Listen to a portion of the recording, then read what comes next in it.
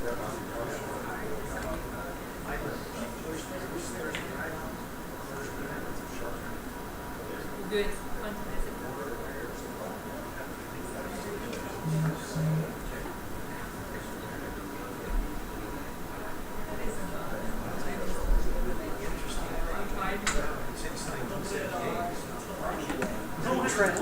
It's on.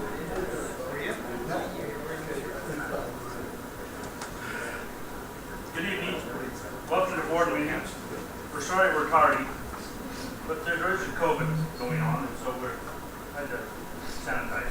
If you'll notice, board, there is no mics, so the only mic we have is this one in the center. If you have a remark, please speak a little louder so that we can get that on the recording. So, and hopefully it's picking this up, so it's eye sensitive. But just be mindful that we don't have the button. To begin our meeting, we'd like to have the Pledge of Allegiance, and Robert Peterson is kind to the volunteer to do that. Please, Dr. Peterson. Okay, read after me. I pledge allegiance to the flag of the United States of America and to the republic for which it stands, one nation, under God, indivisible, with liberty and justice for all. Thank you. Thank you, Robert. Board, the first item on the agenda would be the consent calendar. I entertain a motion to accept. So moved. So moved by Doug. Second. Second by Bruce. Any discussion? All in favor? Aye. Motion carries. Thank you. Next item on our agenda will be an action item of do I have the approval? Yes, I do. Thank you. New board vote. Board approval of LEA licensing and endorsement. Laurie Adams, please, Laurie.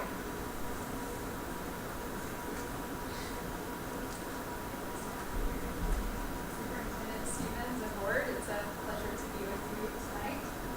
A couple of months ago, we put in place the creation of board policy 7135. I believe it was the second reading approval was done last month. This was for the LEA board policy. As you recall, due to the USDE licensing changes listed through Utah board rules R 277, 301 through 308, the LEAs needed to create a board policy governing the LEA specific licensing and the endorsements. With this policy tonight is our first proposal of LEA licenses and LEA endorsements. You have a list, two different lists. One is of the LEA license list and one is the LEA endorsement list. The LEA license list are those employees who do not currently have a teaching license. Highlighted in yellow are those who are seeking to be approved for 1 year LEA special education license. There are 39 LEA licenses that we are asking for the approval of this time. Your second list is the LEA endorsement list. Again, there's those that are identified or highlighted in yellow are those that need the special education endorsement. And there's 39 teachers who are requesting an LEA endorsement for this time. The endorsement is teachers who have a current teaching license. They just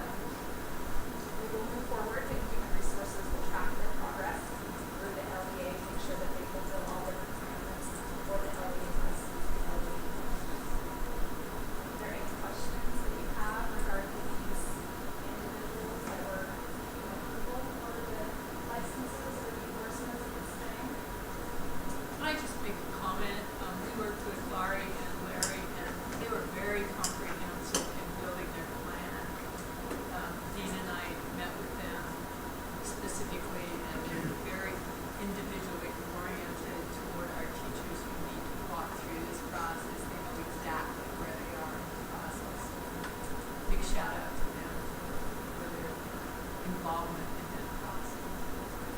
I agree. I was very impressed with, we could name anybody on this long list, very long list of teachers, and they could answer any question we had. It was really very quite impressive, the preparation they've done for To bring us into compliance with bring it the. with it. Thank you. I was very impressed. Thank you. We enjoy working with these teachers and we want to see them to succeed in their teaching positions. Board? Need a motion? Board, I entertain a motion to accept approval of LEA licensing and endorsements. So moved. Moved by Jan. Second by Dean. Any discussion, any further discussion? All in favor? Aye. Aye, motion carries. Thank you. Thank you. So again, just regarding the school districts that sort of responsibility, right? There's no overall policy or direction. We still have, yeah, but we still have resources. For example, we can still refer those teachers in a number of areas back to the university to pick up some of that coursework. So it used to be that the state, and Dean and Jan know this well, the state would go through an alternative route to licensure. They'd provide a letter of authorization that could be used for a period of time. And that letter of authorization was coming from the state. Then they had usually 3 years to complete all of the coursework and assignments that were necessary in order to move from a letter of authorization to an actual teaching license. And what I found is that everybody was treated about the same. I mean, it was just, whatever your background was, here's what you need to do.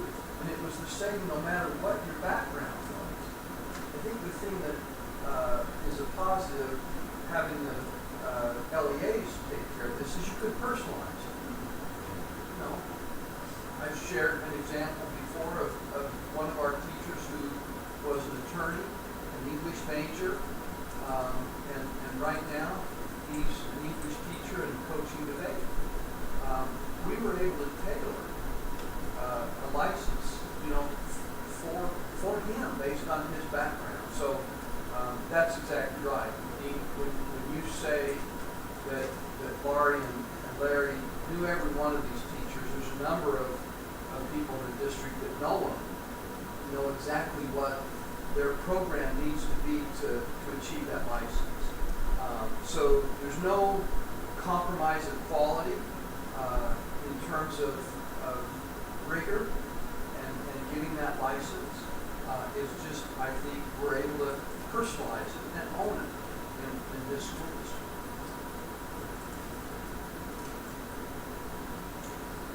Thank you, Board. The next item on the agenda will be the approval of revised policy 437 graduation requirements on the second reading. Call to order, please. Superintendent Stevens, Board, it's a privilege to be with you tonight. Last month, we had you look at our revised policy 4370, graduation requirements on first reading. If you recall, this policy allows students in grades 9 through 12 to retake the same course or a comparable course to replace a grade. Now, before we had this policy, our schools were really good to work with students to allow course forgiveness, but we were not consistent.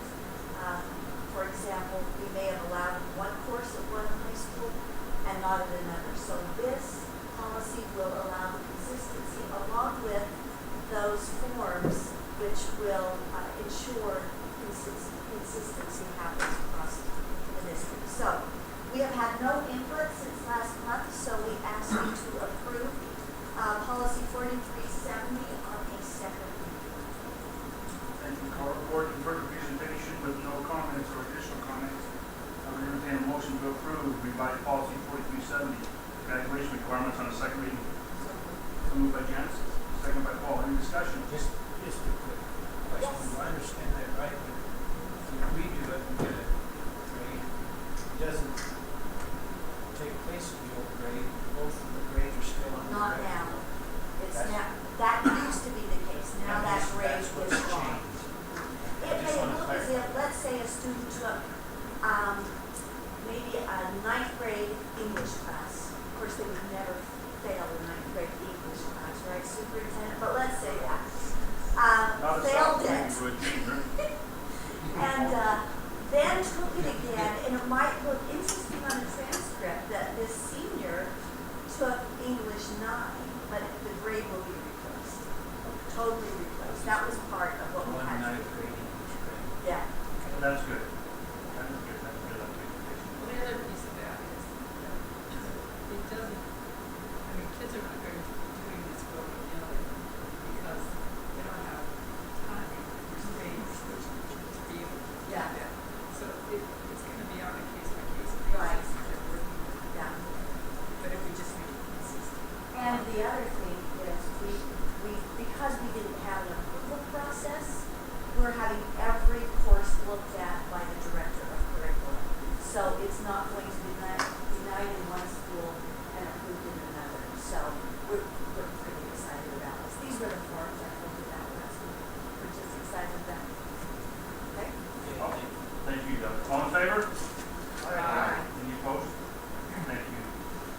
That motion carries. Next item on the agenda would be approval of revised policy 5200, student discipline policy, including safe school policy on a first reading. Carl Porter, please. So I am thrilled beyond words to present this to you because this has been in the works for Art. It probably started with you. Jan, you certainly had eyes on this. We have had so many people through the years looking at this. So we're really thrilled with it. Some of the new things that are in this policy as you look at it, before we did not have definitions. We did have guidelines for suspension and expulsion, but this is more in depth. It's more in depth also with due process. It now includes hearing guidelines along with appeal guidelines, risk assessment, which we had not had before, safety plans, investigative protocol for any kind of investigations that are handled at the school level. And I think probably the piece that I'm most excited about is we've included all the restorative practice pieces. So instead of being punitive to students, we have addressed those teachable moments to try and help them not repeat the same behavior and try and guide them along to improve that behavior. There were some things you can see in the beginning of the memo, some updated laws that needed to also be looked at. Bullying updates back in 2016 or 17 said that we needed to have a bullying policy. We decided that that was so comprehensive that it's in 5200, but it's 5201. It's its own policy. It's almost the same length as this one. So we went into great extent with that. So that was something that we had to have, along with more regulations around sexual harassment in Title IX. That came about in May of 2020, so recently that we added. And 2017, 2018, and Jen's very aware of this, when the Juvenile Justice Reform Bill came out, where law enforcement, it prohibited them to act on certain student conduct. So because of that, we've addressed more of those issues and again put more restorative pieces in place in this policy. The other really exciting thing is there's going to be an administrative handbook for administrators. It goes into different levels of, again, more of the restorative pieces of how to help students instead of just the consequences, how to help them and guide them to better behavior. So that's still in draft form, but we need more administrators to review that. That would be in place as well. So we want all of this to be in place for this next school year. So all of that to be said, we would like you to approve our revised student conduct policy 5200 on the first reading. Thank you, Carla. Board, you've heard the excitement on Carl Porter and presenting this policy. It's always fun to present a policy decided to get in place and get going. So I entertain a motion to approve revised policy 5200, student discipline, including safe school policy on first reading. So moved. So moved by Bruce. Second by Jan. Any discussion? All in favor? Aye. Motion carries. Thank you. See you Thank in you so September. much. Oh, we can sing the song. See you. In September. I just assumed not, but that's fine. Never guessed. What? I never Oh, guessed. we'll have it for you. Approval of budget 2019-2020 by Dr. Robert Peterson, please, sir. Oh, I'm gonna go over here, there's a mic over there, right? Is it a mic that projects or just a mic that records? Oh, good. Well, it doesn't project into the Oh, room. yeah, and then he'll hand it out, because that man's. So. Oh, does it? Oh, okay, so I gotta talk loud. I'll do that. Trent says I gotta talk loud because it projects to the live audience, if there's a live audience out there. What's that? Oh, okay.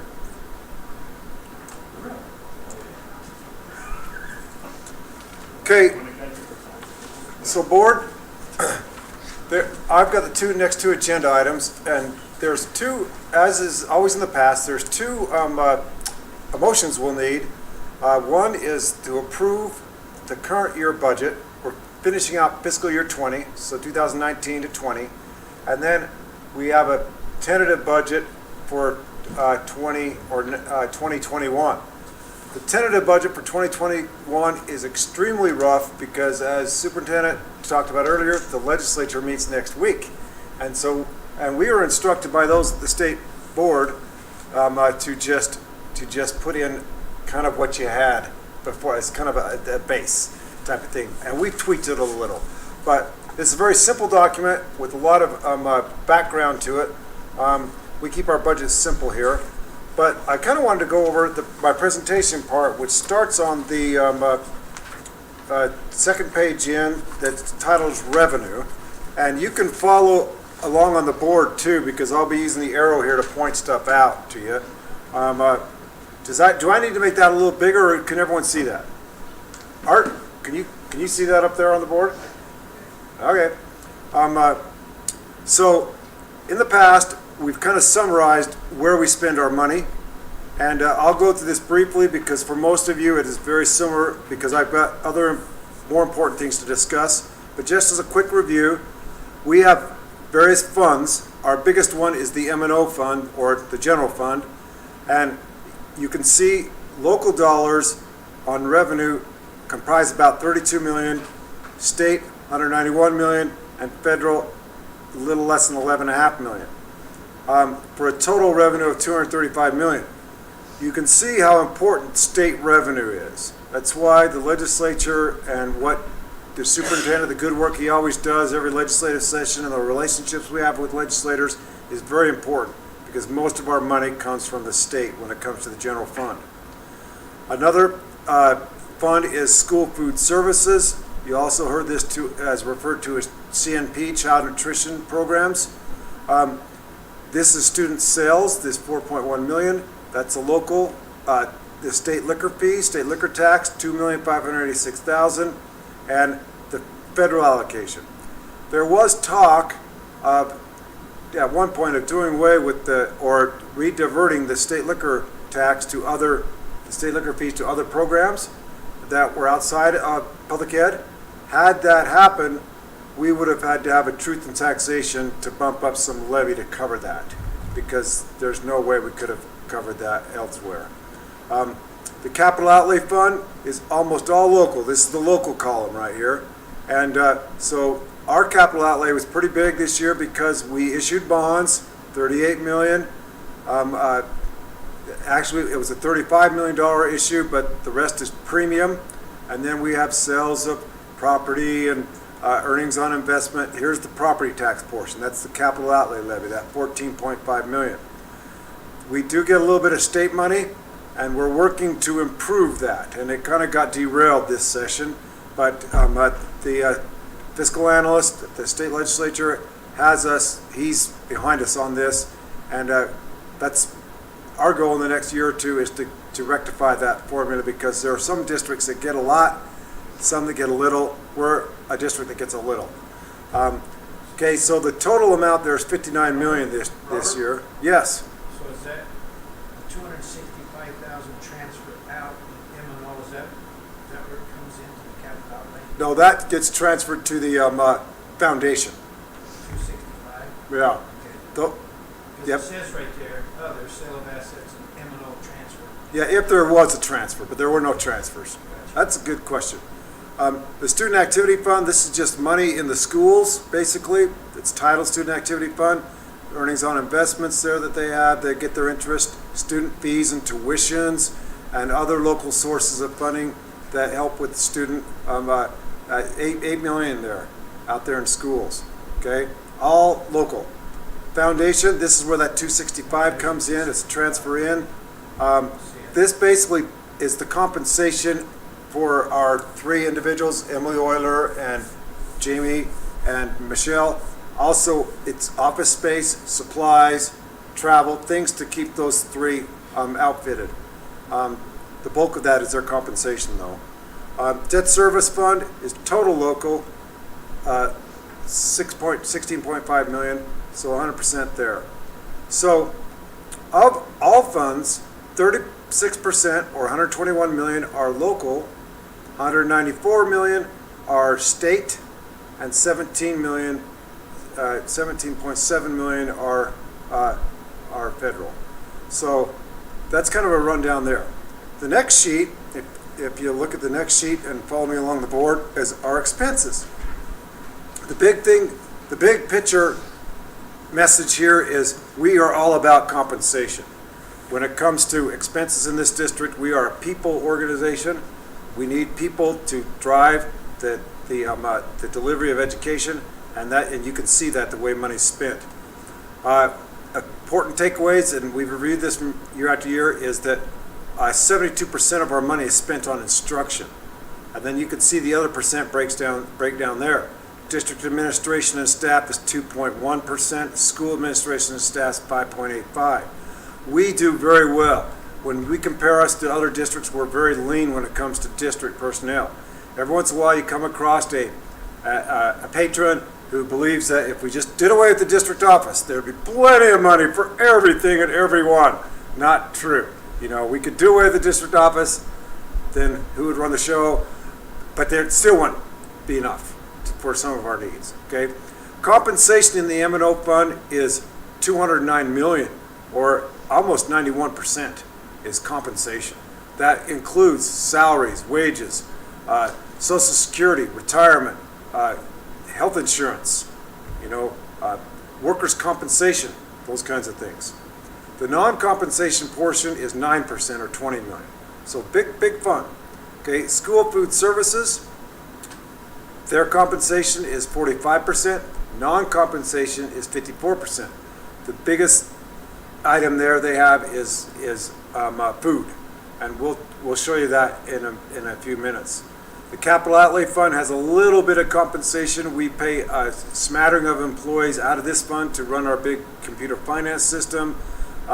People like Scott Zilmer and a couple of others get paid out of there. There's a few there, but it's not top heavy with compensation like Fund 1. The non-compensation is the big part of the capital outlay fund, and the bulk of that was our building projects. Okay, student activity fund. Once again, very little compensation, mostly non-compensation. The foundation, a little bit of compensation, mostly non-compensation. Debt service, there's no compensation at all. So district-wide, of our all funds, we spend about 65% on compensation and about 34.8% on non-compensation. We're very top-heavy when it comes to people. That's why we really protect our full-time equivalent, that's FTE, the numbers we add. Grants and categorical funds have to stay within their grant.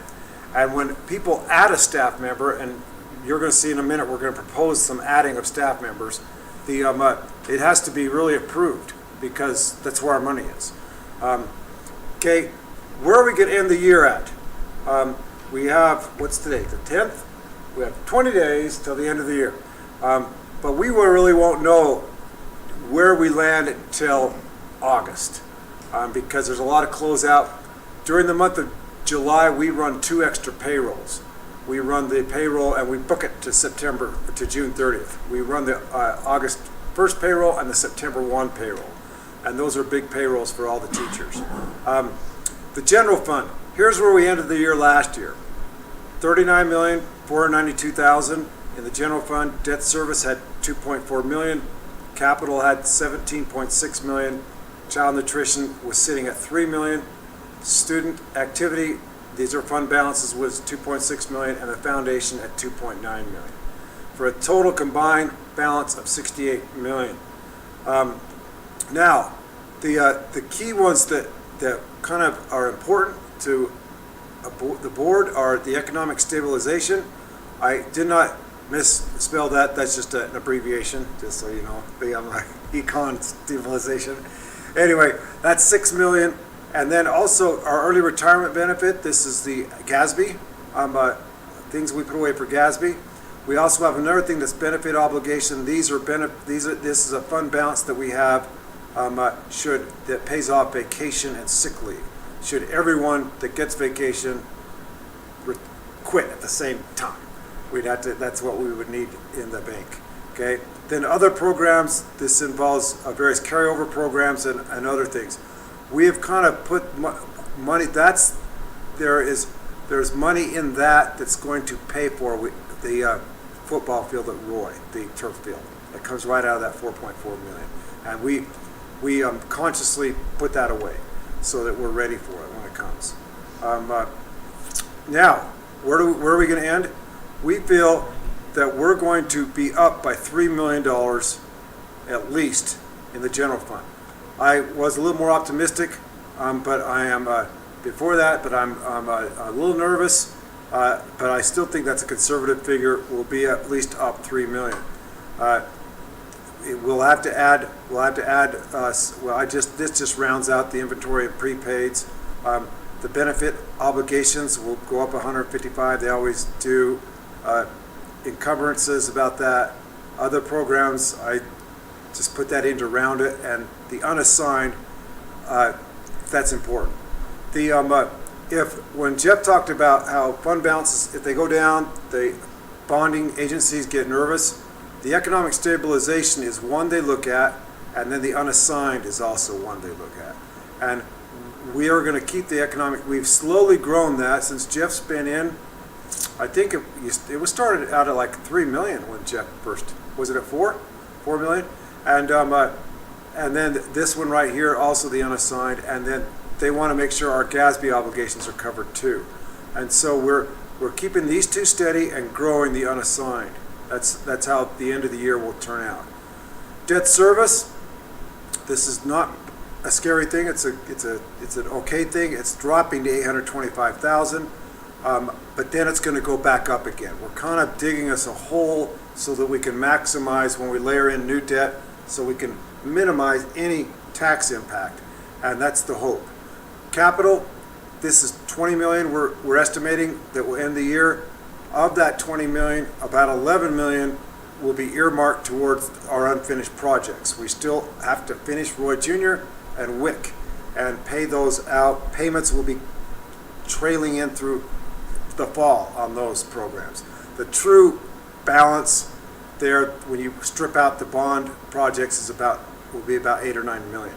Okay, child nutrition, and I've got a sheet that talks about that. They're going from a fund balance of $3,063,000 just to about $2 million.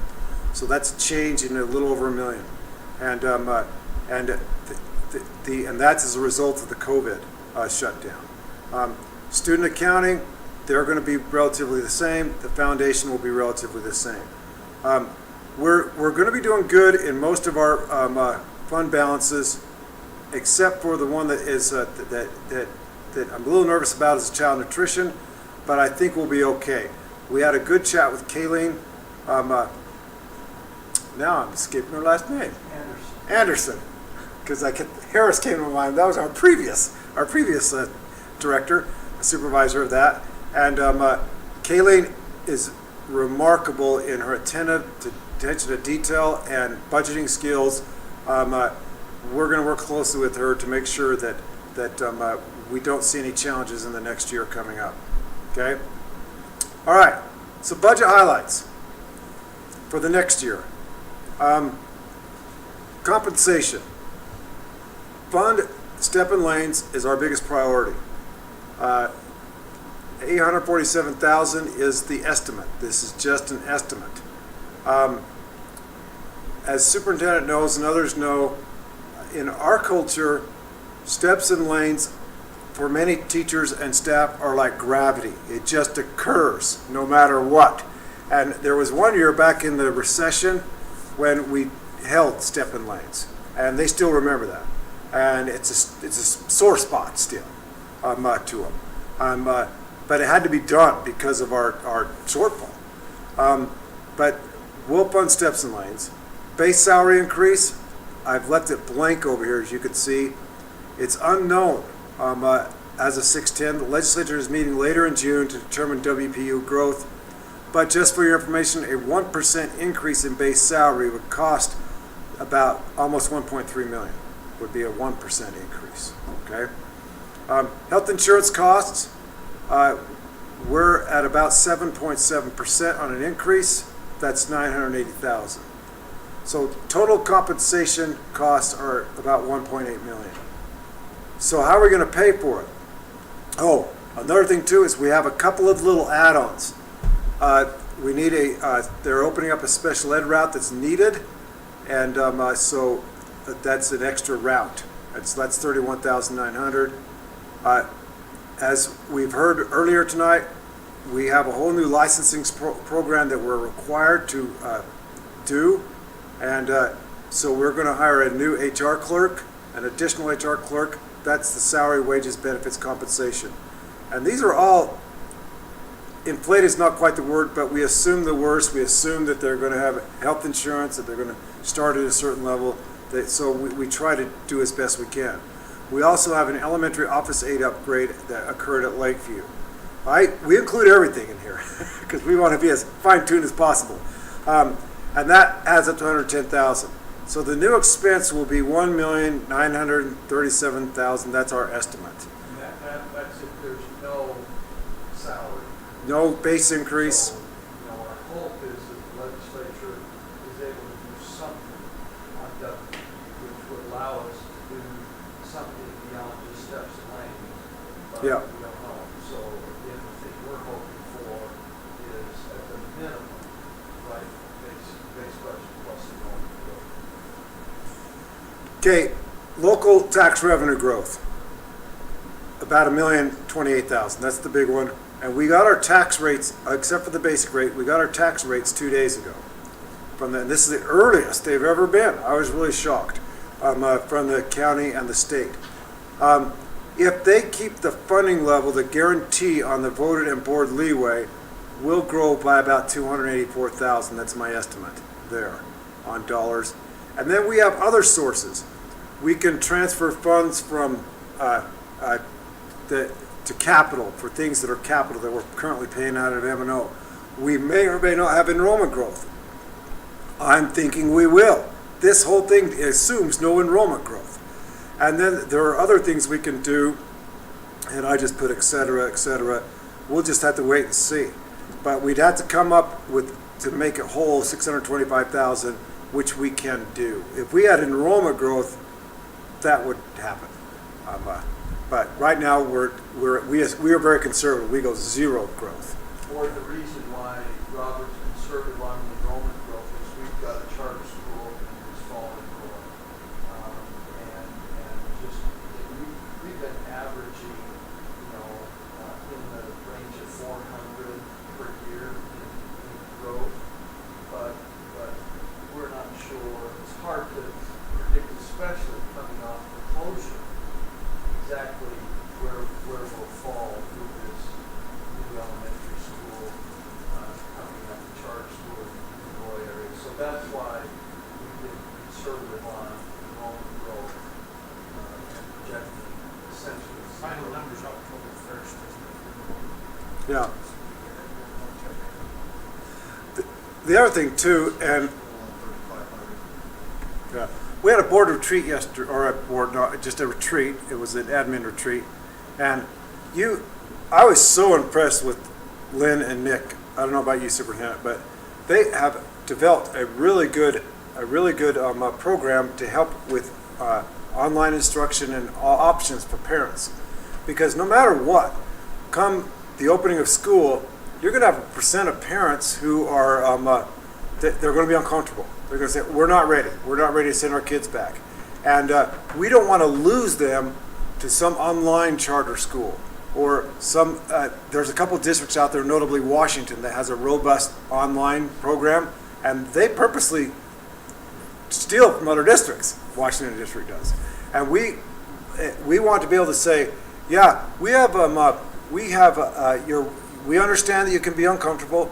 That's why we got these options. We want you to stay with Weber District, and we believe they will. And they're really ramping up, and it's pretty exciting. And we don't want to lose enrollment. If we lost 5 or 10% enrollment by October 1st, that would be catastrophic for us. We'd have to lay people off. But we're confident that that's not going to happen.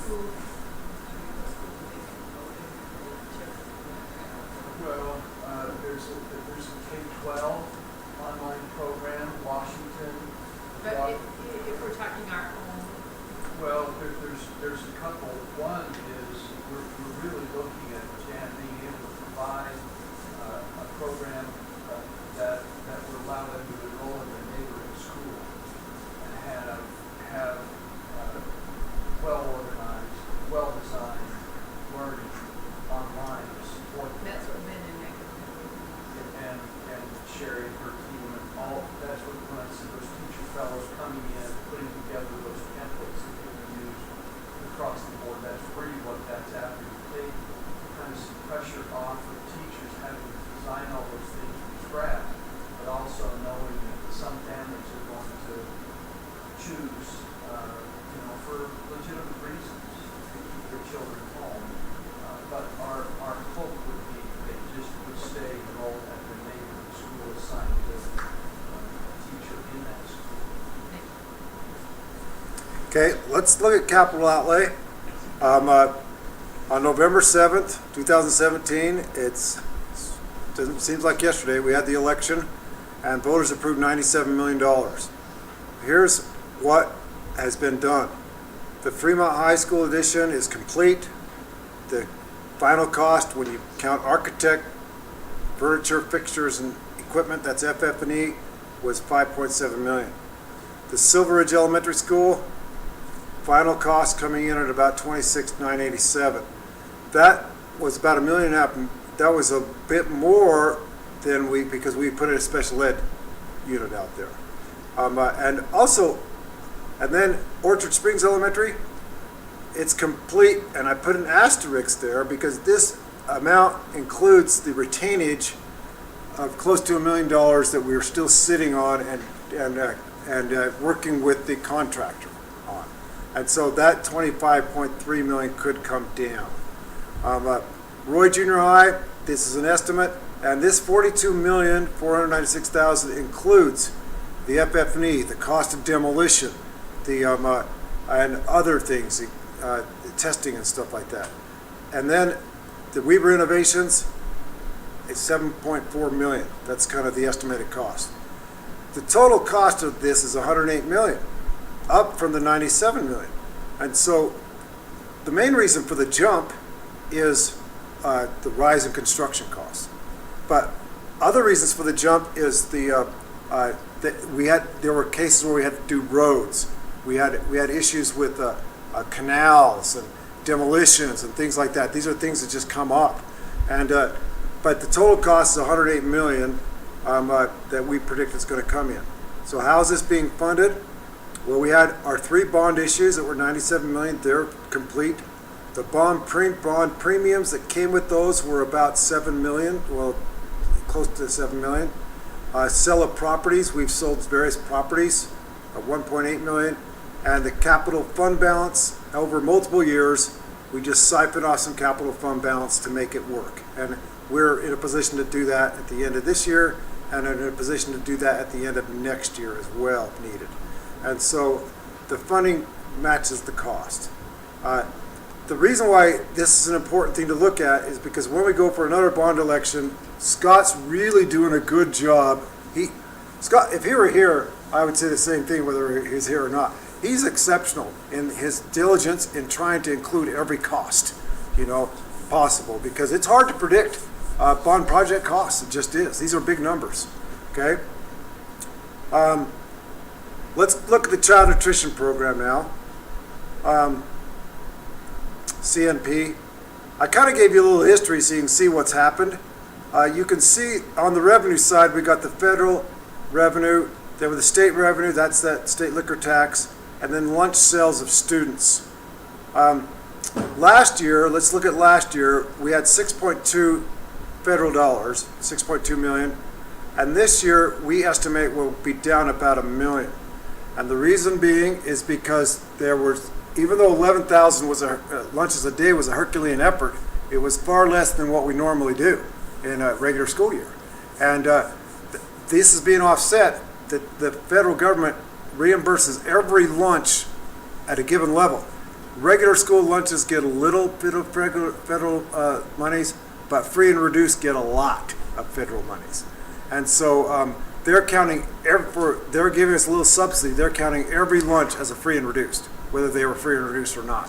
And so that's really helping. Otherwise, this 5.2 million would be a lot lower. We anticipate the state monies are going to go up. I think we don't know for sure because we get our final allocations in July for that. But I just, for the sake of this estimating, I put it at the same as last year. Lunch sales, this is a final in the bank, 3.3 million, down from 4.1 million because the parents just didn't buy. And we're a little nervous, and we were working with Kayleen on this. There are some parents that they pay to the end of the year, and then they just say, they know they have children the next year, and they say, just leave it in our account for the next year.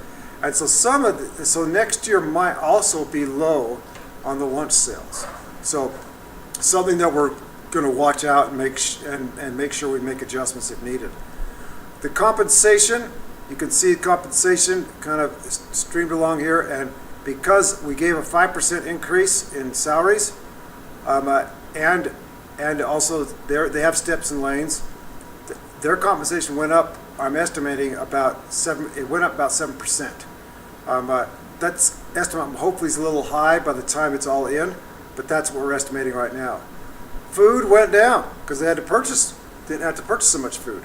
This is last year's food purchases, and this is where we're at right now, 4.3 million. Other costs are, we're estimating about 1,156,000. They did some things in the first part of the year that they probably wouldn't have done had they known there was going to be a shutdown. And one of the reasons why they did some things is because their fund balance went up so high. Then indirect costs. These are costs that we're kind of mandated to charge by the state. If we don't, we get kind of dinged. And the state monitors this. And last year's indirect cost was 722,000. We just put it at the same for budget purposes. So a total of 12.2 million in expenses compared to 11.1 million in revenue puts us at a $1 million shortfall. Fortunately, they had a fund balance of 3 million. You could see that not very long ago it was less than 2 million, the fund balance. And so I really had to tell Kayleen how great she was, because she is great. Because she was so worried, and I said, look what you've done in the last 4 years, since you've been director of our child nutrition programs. You've done a great job. And that's another reason why they spent a little more money on other stuff, because they had been planning on it, because they had built up a balance. So we think we're going to end the year close to $2 million balance, similar to where we were back in 16. So we're comfortable with that. My only qualm for the year going forward is the student sales, lunch sales. Another thing, and I talked to the superintendent about this, and we both agree the likelihood of this happening is pretty remote. But if we had a spike in virus cases in next year and they had another school closure, this year we were pretty good at saying, okay, no one's going to lose pay, but programs like child nutrition, they have a lot of part-time workers that they paid and kept on and kept them working as best they could. But if we had another closure, we'd have to have hard decisions to make because there's only so much money, about layoffs or whatever. Okay, so that's the child nutrition, as you can see, and that's probably the biggest concern right now. Lunch price recommendations. We've been at $1.85 in elementary lunch for a while. That we're not going to change. You can see the history of these. We've been similar price for a while. And Kayleen was going to bump it up a nickel or a dime on these prices, but not now. Because with hundreds of people who've lost their jobs, for us to turn around and charge them extra for lunch, that would not go over well. And so we're proposing keeping the lunch prices the same. Okay? I forgot that adult lunches were so inexpensive. That's a good deal. I might have to go get an adult lunch sometimes next year. It's a good deal. Yeah, okay. All right. Okay. Weber School District enrollment. Everything on our general fund side, on state funding, most of the big things are all driven by enrollment. I just went back to 16. We had a negative increase in enrollment that year by 4 students. And the reason why is because the charter schools really jumped up that year. And then we grew by 261. The charter schools in our county grew by 5. We grew by 512. The charter schools grew by 330. We grew by 214. Charter schools grew by 384. We grew by 421 last October. For the first time, charter schools shrunk. Part of this 384 growth was the few students that went to the Capstone Academy, and the Capstone Academy, well, I don't know, they came in this year, Jeff, the Capstone Academy. Yeah. They closed last month. They closed last month. And we're picking up a number of those. Yeah, even with the new charter school out in Roy, I predict we're going to have growth, and it's going to be decent, healthy growth. But it's hard to predict because every time, if I opened up my spreadsheet back to the beginning of charter schools, clear over here, it's a roller coaster. When a charter school it comes in, our enrollment dips. Charter school is not, we go up. So, but that's district enrollment. Just kind of give you a feel for that, and we're anxiously awaiting our numbers next year. Okay. All right. The last thing I want to talk about is tax rates. I had a friend at the State Office of Education. He was in charge of tax rates. I worked there in the 90s, and he'd always start out his presentations on tax rates. Be careful, this will give you brain damage. And so be careful, board members. I don't want you to get brain damage because there's a lot of stuff here, and I'll try and be brief and organized. First off, the values, our assessed value, we got in on Monday, and we're up 10.715, so 10.72. So that's a good jump in assessed value. You can see the increases we've had. For value in this county, it's been good times. And prior to this, not so good. We had some negative years. But 7.9 million to 13.3 million in this amount of time is a very healthy and steady growth.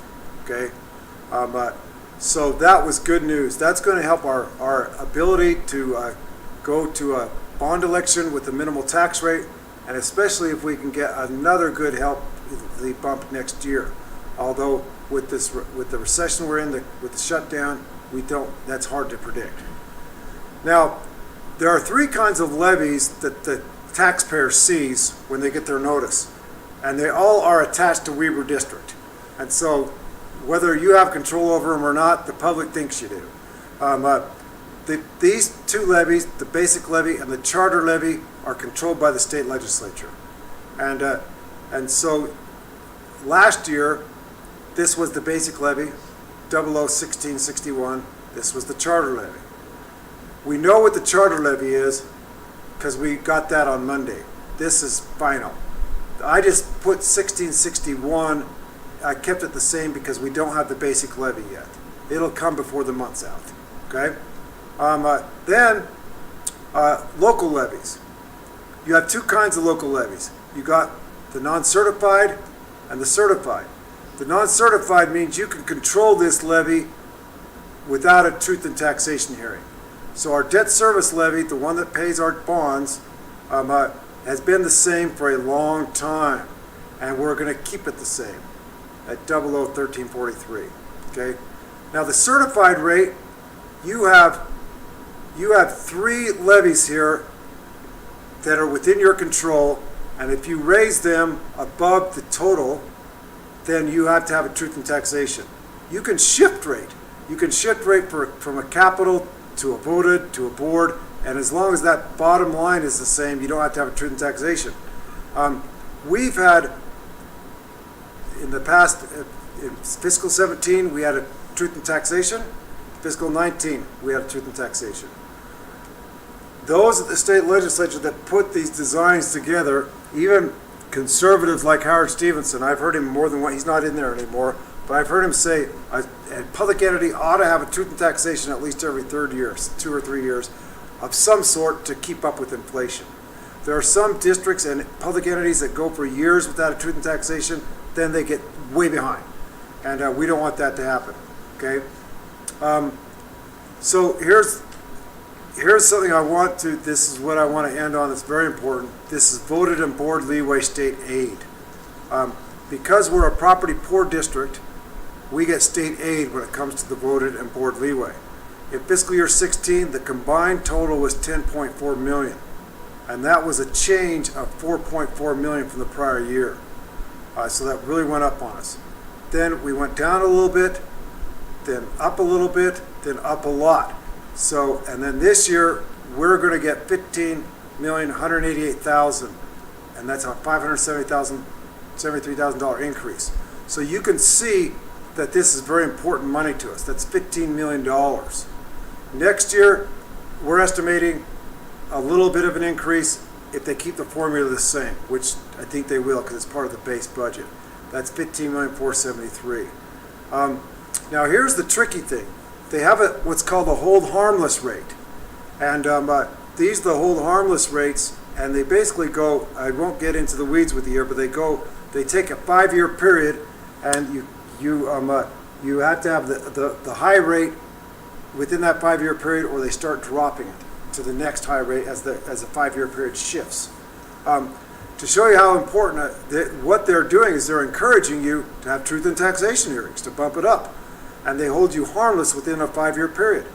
Now, if there were no hold harmless, and the fiscal year 21 actual rates for the voted, which are this, and the board were this, if there wasn't such a thing as hold harmless, this would be our take, 11.6 million, down from 15.4 million.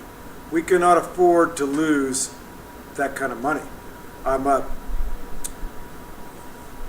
We think, and if we went to the next lowest hold harmless rate, because we got 2 more years, we have 2 more years for the voted hold harmless before we have to have some sort of truth in taxation or rate shift. That would be 14.6 million if we use the next shift down. Now, here's what they're going to do on Thursday of next week is going to cost us. The guarantee, it's kind of a guarantee per student per rate, this year is $44.98. Next year it was proposed when the legislature ended in March to go up to $49.70. That would have lifted our total to $19.5 million, from $15.4 million to $19.5 million. But they're probably not going to happen. We're probably going to go back to $15.4 million. That would have been an extra $4 million for our district on top of our 6% increase in WPU. And so it would have been a very, very healthy year for us. But it's not happening now. I said, by the way, some of those bills that had fiscal notes attached to them, this was one of those bills, a very good bill that increased that state guarantee program for districts like us that are property poor. So this was one of those bills that had a substantial fiscal note attached to it that should be wiped out. But it's unfortunate because it would have brought us over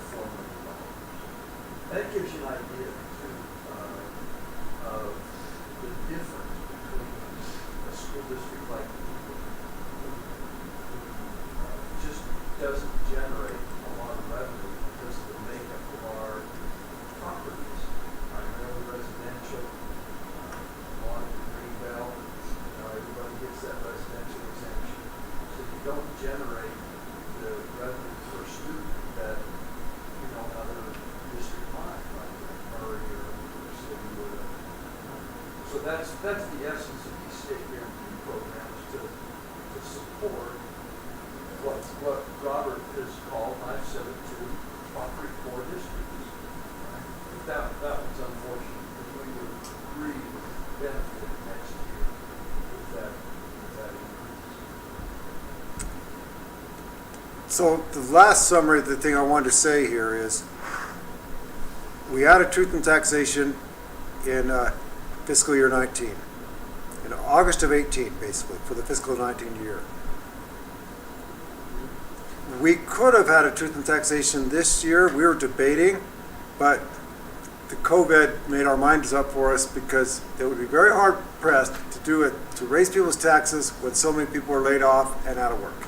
That's kind of, that would have been difficult.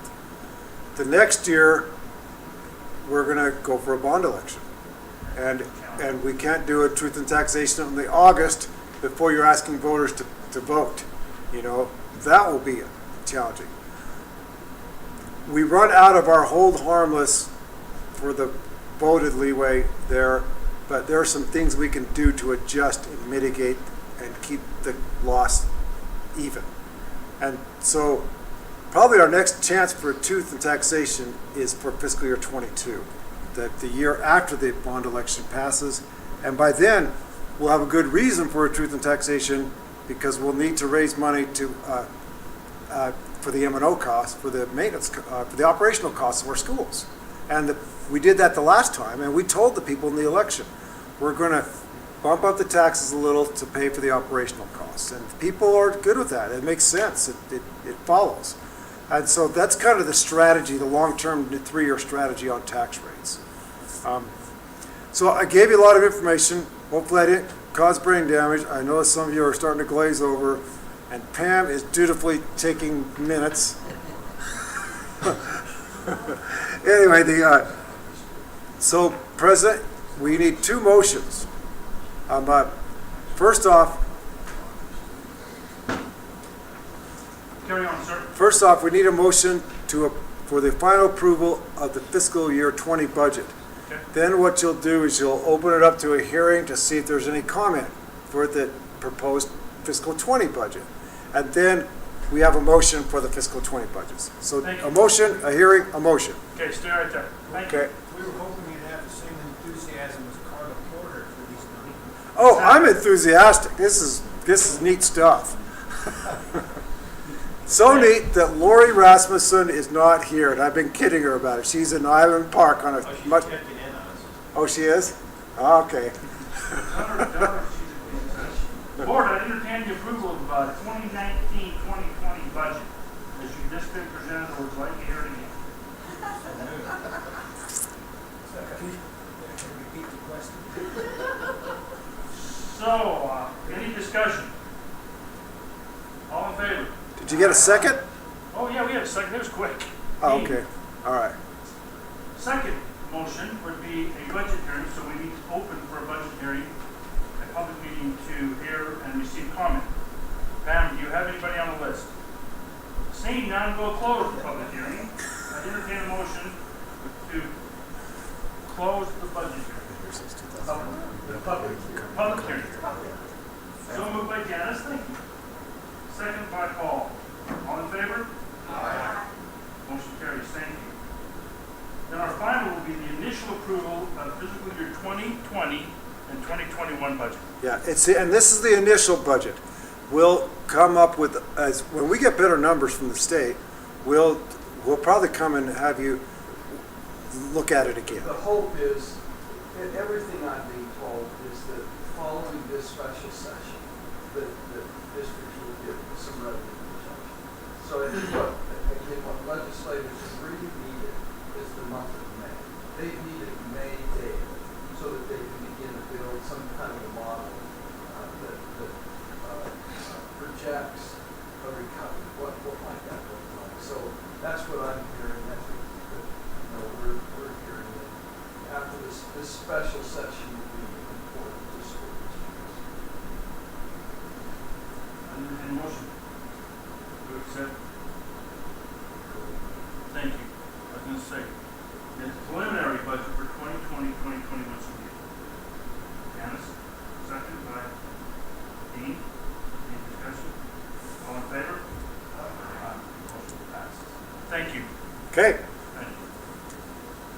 So, board for information items, you notice that there's a fee waiver report in your book as well, or your tablet.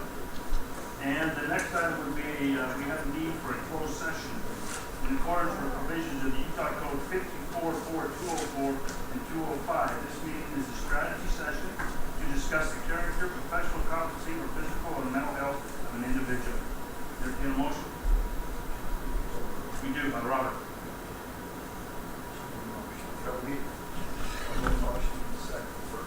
Motion is second. So I thought that approved.